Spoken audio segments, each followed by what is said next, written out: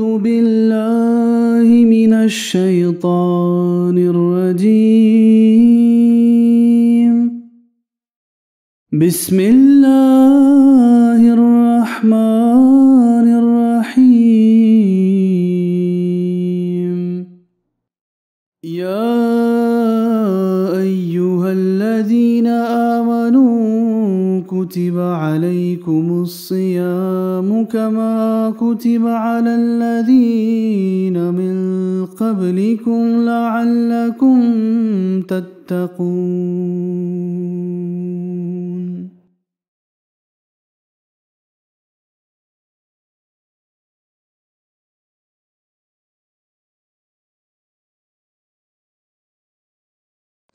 أعوذ بالله من الشيطان الرجيم بسم الله الرحمن الرحيم ما يلفظ من قول إلا لديه رقيب عتيد. Aujourd'hui, je vais vous présenter devant vous quelques étiquettes d'une conversation. C'est-à-dire les étiquettes qu'il faut garder, il faut suivre pendant une conversation ou pendant que vous parlez aux gens, pendant un dialogue. Il y a un poème du Messie dans lequel il dit que le saint prophète sallallahu alayhi wa sallam a dit que si une personne protégera deux de ses parties de corps, il aura la garantie de rentrer dans le paradis. Et c'est sa langue et ses parties intimes. Il faut savoir que la langue est une partie très importante du corps. Et il est considéré comme la base ou la source de toute relation que l'homme il crée. Et il est très important de le protéger, de le sauvegarder, de le utiliser correctement. À travers votre langue, vous vous exprimez et vous présentez des choses que vous sentez dans le cœur. Et comme j'ai présenté les versets d'une poème du Messie premier, ça montre que à travers la langue, une personne peut gagner le paradis ou l'enfer.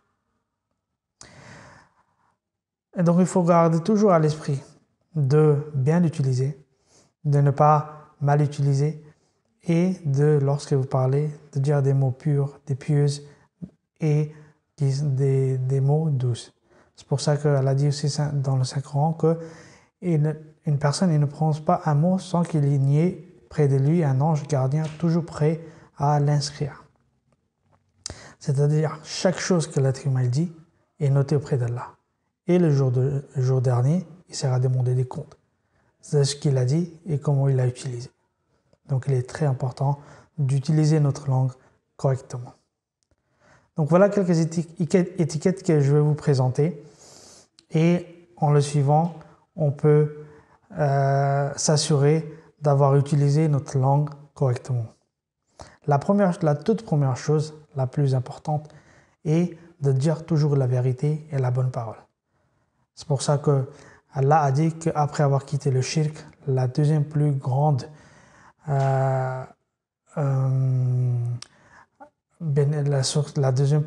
source de bénédiction est de dire la bonne parole et de dire la vérité. C'est pour ça qu'Allah a dit dans le Saint-Coran Ya ayyuhallazina amanu taqullaha wa qulu qawlan sadida. C'est-à-dire, ô vous qui croyez, craignez Allah et parlez avec franchise et sans ambiguïté. Ensuite, on continue, Allah dit qu'est-ce que sera en résultat Yuslih lakum a'malakum wa yaghfir lakum zunubakum.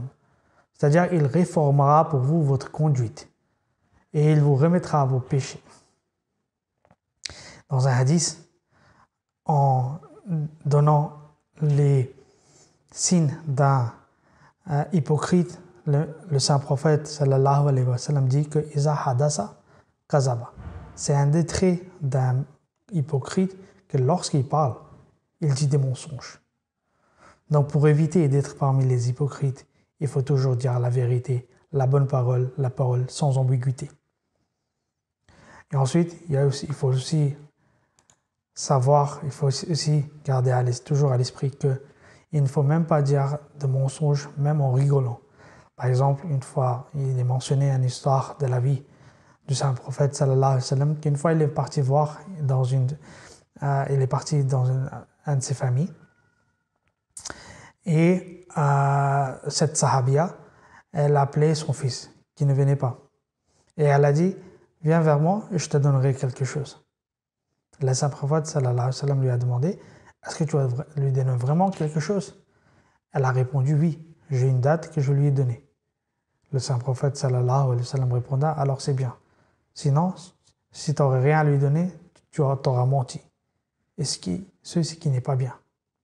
Donc cela nous montre que même dans la vie courante, des fois, on utilise une parole qui n'est pas tout à fait la vérité. Donc même ça, il faut essayer de l'éviter et de toujours dire la vérité. La deuxième chose, le deuxième point qu'il faut toujours garder à l'esprit, c'est d'utiliser un langage doux et propre. En attirant notre attention vers ce fait, Allah dit dans le Saint-Coran, c'est-à-dire, il dit à mes serviteurs qu'ils doivent toujours dire ce qui est meilleur. Ça aussi, cela nous montre l'importance d'une parole douce et pieuse, propre.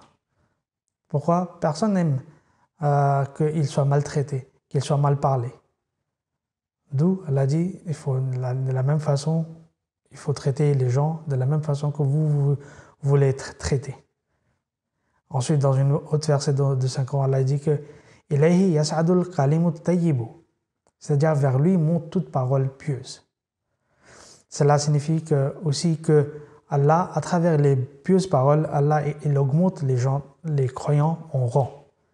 Et vice-versa, si vous n'utilisez pas les bonnes paroles, et si vous êtes dur envers les gens, et si vous n'utilisez pas la langage pieuse, vous vous éloignez d'Allah. C'est pour ça que dans un hadith, en Bukhari, le saint prophète sallallahu alayhi wa sallam dit qu'une parole pieuse est comme un sadaqa. Et le sadaqa vous éloigne du feu.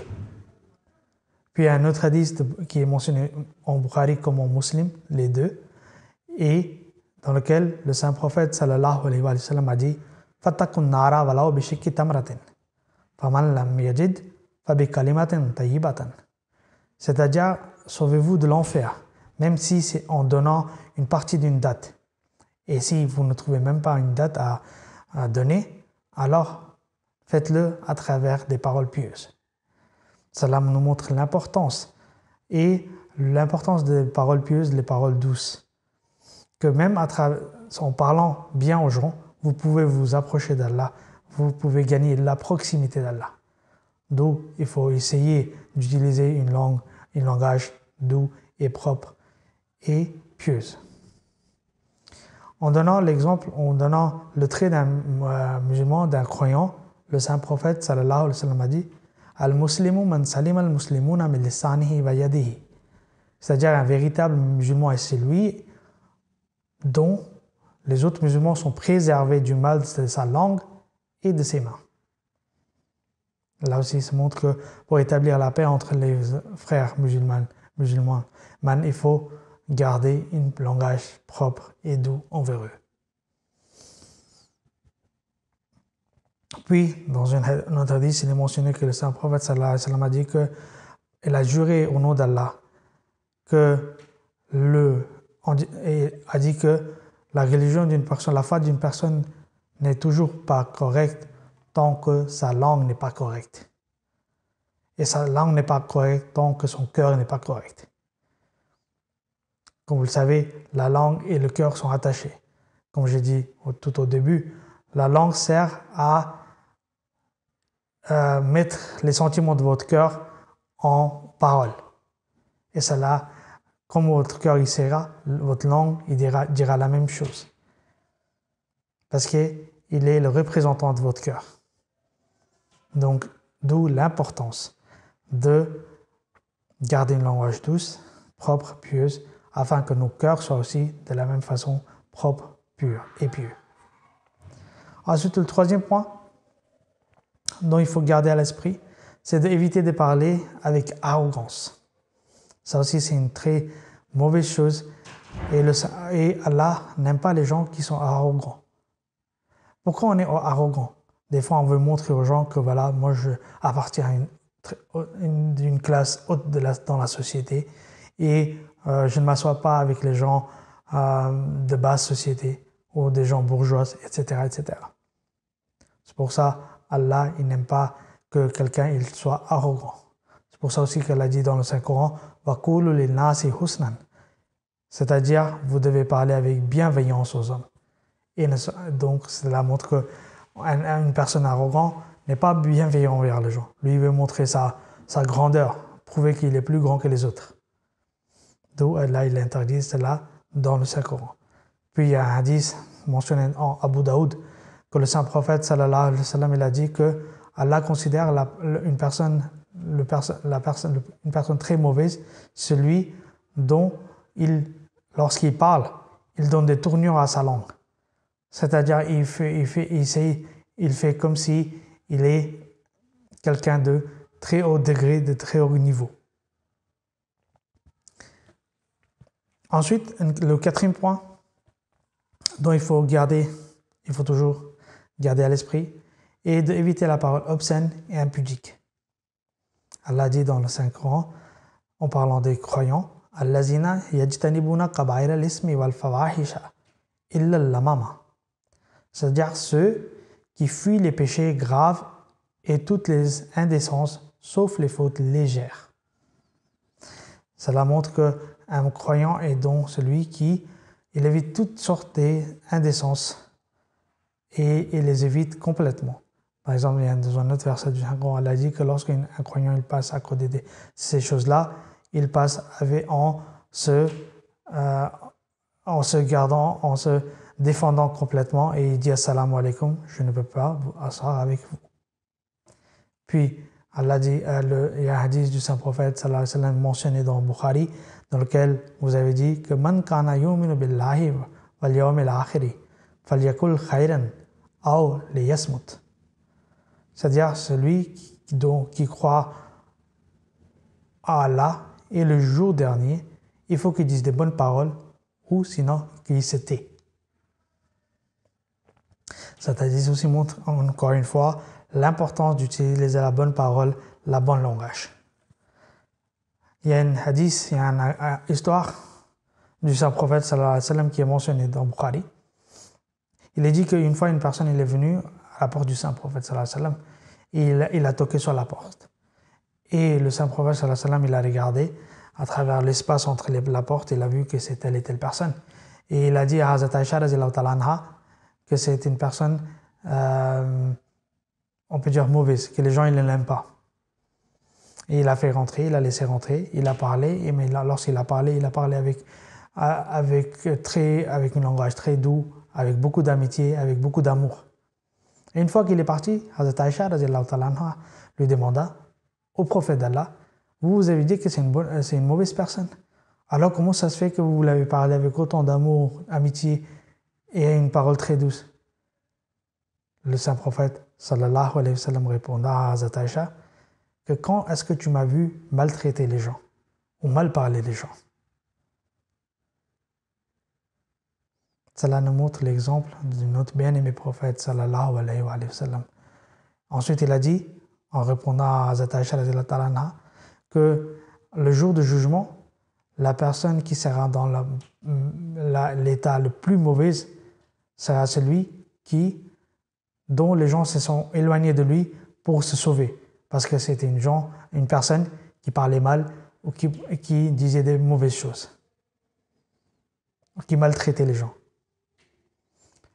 D'où ça nous montre encore une fois l'importance de parler bien, d'utiliser un bon langage. Le cinquième point qu'il faut toujours garder à l'esprit aussi, c'est de ne pas utiliser la parole sévère. Comme j'ai dit tout à l'heure, je vous ai donné l'exemple que la langue est le représentant du cœur. Il met les paroles ou les sentiments que nous avons dans le cœur en mots, en paroles. Ce qui montre que les deux, ils ont l'influence sur l'un et l'autre. les deux, c'est-à-dire le cœur et la langue, ont d'influence sur l'un et l'autre. Donc si un il est dur, mais l'autre il devient doux, ça peut aider à adoucir l'autre aussi, ou à rendre bien l'autre partie aussi. Par exemple, si le cœur il est mauvais, il est dur, il a des mauvais sentiments, mais lorsqu'il parle à cette personne, il parle avec beaucoup d'amour, avec amitié, c'est possible que plus tard, le cœur il devient doux aussi pour cette personne, envers cette personne. D'où l'importance de ne pas utiliser la parole sévère. C'est pour ça que même à s'adressant au saint prophète sallallahu alayhi wa sallam, Allah dit dans le Saint-Coran, فَبِرَحْمَةٍ مِّنَ اللَّهِ لِنْتَ لَهُمْ وَلَوْ كُنْتَ فَظًّا غَلِيظَ الْقَلْبِ لَانْفَضُّوا مِنْ حَوْلِكَ. C'est-à-dire, et c'est grâce à la miséricorde spéciale d'Allah que tu es bienveillante envers eux. Car si tu avais été sévère et avais un cœur dur, il est certain qu'ils se seraient dispersés de ton âge. Cela montre l'immense importance de parler avec la parole douce avec les autres.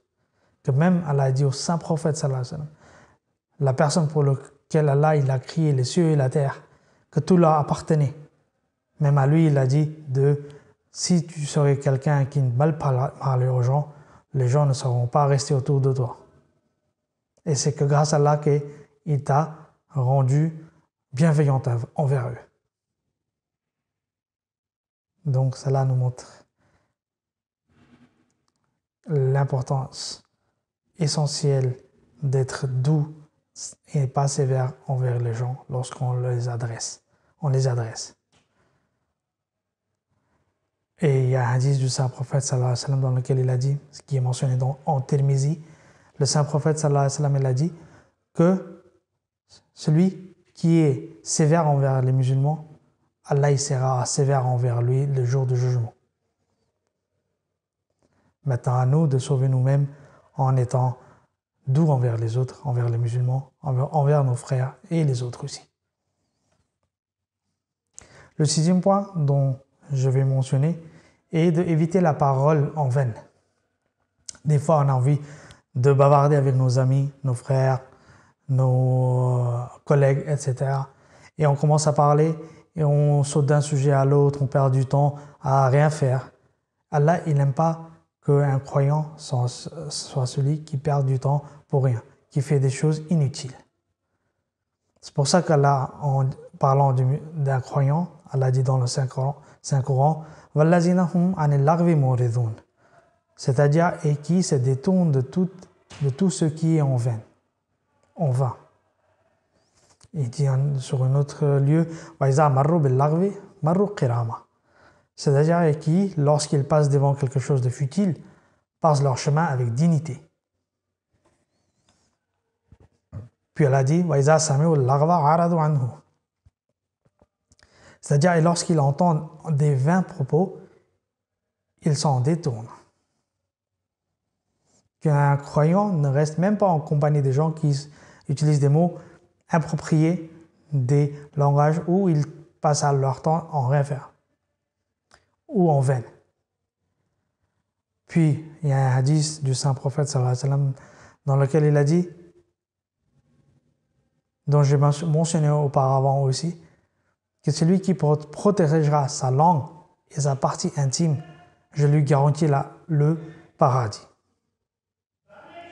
Donc c'est pour ça, cela nous montre comment il est important, il est essentiel que nous protégeons notre langue à ne pas mal utiliser et l'utiliser en vain.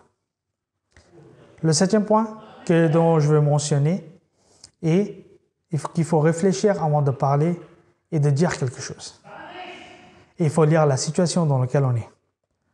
Donc Allah dit dans le Saint-Coran, Udu ila sabili rabbika bil hikmati wal mau'izatil hasanati wajadilhum billati hiya ahsan, qui invite vers la voie de ton Seigneur avec sagesse et une bonne exhortation, et raisonne avec eux de la façon qui soit la meilleure.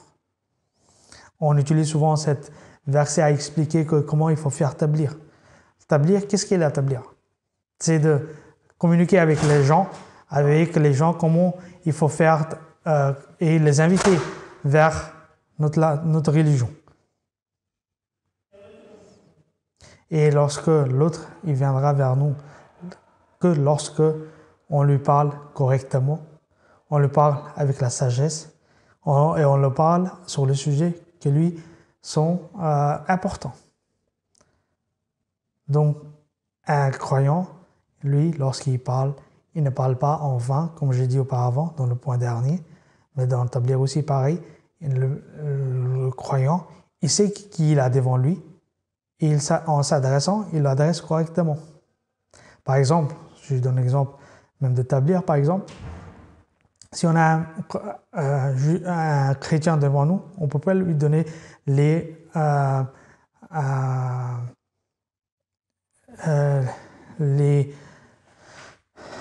choses qu'on dirait à un hindou, ou inversement. Donc il faut faire toujours attention lorsqu'il est devant nous et de le parler selon sa situation. Et le dernier point que je mentionnerai, c'est qu'un croyant ne propage pas la parole sans l'avoir vérifiée. Donc elle a dit, en mentionnant ce sujet, elle a dit dans le Saint-Coran, Ya ayyuhallazina amanu in ja'akum fasiqun binaba'in fatabayyanu an tusibu qawman bi jahalatin fatusbihu ala ma fa'altum nadimin. Ô vous qui croyez, si un injuste vous apporte quelques nouvelles, assurez-vous bien de son exactitude afin que vous ne faisiez tort à certains gens par ignorance et que par la suite vous n'ayez regretté ce que vous avez fait. Donc, il y a un hadith aussi du Saint-Prophète sallallahu alayhi wa sallam dans lequel il a dit qu'il suffit de dire qu'une personne qu'il est un menteur que lorsqu'il entend quelque chose et il avance ou il le dit à quelqu'un d'autre sans l'avoir vérifié. Cela suffit pour le déclarer en tant que menteur. Donc, il est très important que lorsqu'on entend quelque chose, sans l'avoir vérifié, de le propager sans l'avoir vérifié. Donc, qu'à la face, qu'on puisse appliquer ces points dans notre langage, dans notre parole, dans notre communication de chaque jour et de protéger notre langue afin qu'il nous puisse amener et nous guider vers le paradis. Amen.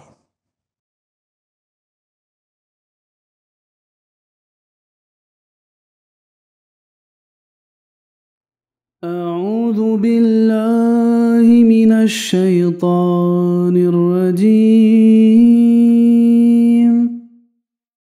بسم الله الرحمن الرحيم يا أيها الذين آمنوا كتب عليكم الصيام كما كتب على الذين من قبلكم لعلكم تتقون